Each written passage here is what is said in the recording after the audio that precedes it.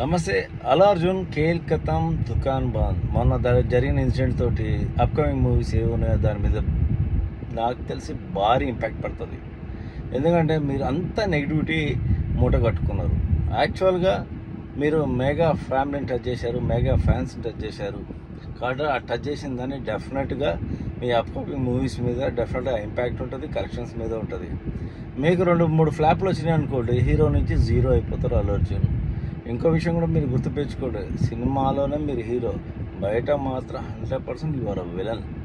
ఎందుకంటే నీ యొక్క యాటిట్యూడ్ ప్రజలకు ఎవరికి కూడా నచ్చట్లేదు.